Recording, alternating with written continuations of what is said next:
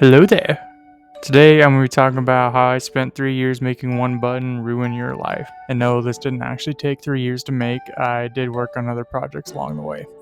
If you're watching this video, you probably know what a normal video game movement is supposed to look like and feel like. And using the left stick on the controller moves your player around, right stick to look around, or WASD with the movement, mouse to look. Most of my personal projects actually use that standardized method of movement, such as Bullet Boy or some of my other itch projects, but I decided I didn't like that overcomplication of controls and would like to introduce you to my favorite button in the whole wide world, the left mouse button. This is the one button to rule them all. In my game Vertical Velocity, I decided that one button was enough to be complex and challenging enough for the player because of my unique control system. I'm going to break it down for you. Now, after being broken down, we will take a deep dive into my old script versus my new script for the rehaul. In the old script, I had two separate scripts, one for collision detection, which I don't know why I had them separated, and one for movement. I used this method called force equals drag distance times max launch force, which was capped by a max force limit, and had a fixed cooldown rate, which made it somewhat sluggish at times. In the old one, the collision was also wonky. It only ever checked for spikes to die, which was in fact the only way to die before, which, looking back at it, is not the best thing. I also found it strange that I separated the two scripts. In the new one, I fixed the first issue I talked about by normalizing the method and adjusting the velocity cap inside of a fixed update so it doesn't move too fast. Now visually, the two suns are pretty much the same. The old version didn't have proper layer handling and would clip through pretty much every single object that it wasn't supposed to. It was also a static image with a particle system that sometimes was in the front and sometimes behind. Didn't always work. In the new one, I decided to fix all the layering issues and gave it its own personal player layer so it wouldn't have any issues clipping with anything. I also added a trail effect to help everyone that's playing the game know where you are moving.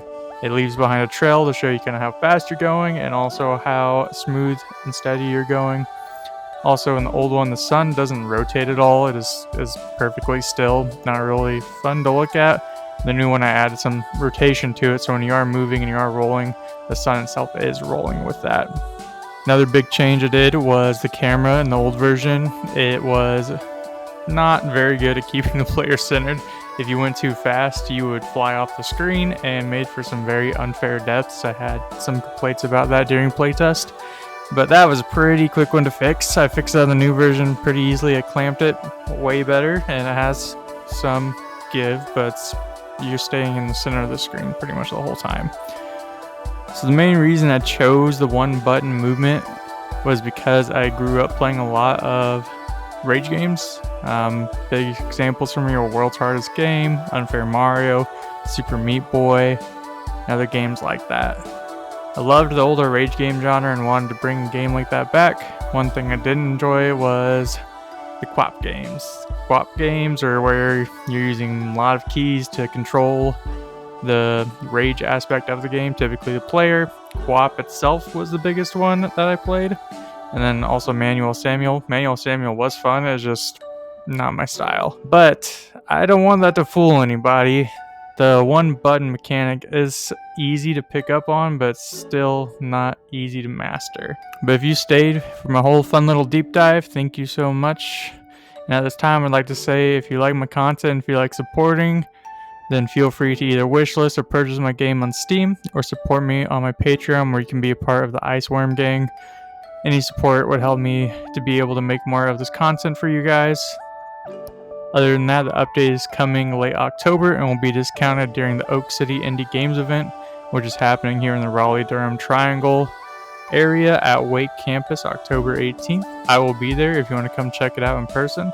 Other than that, like and follow for more, and have a good morning, have a good evening, and have a good night. See you later.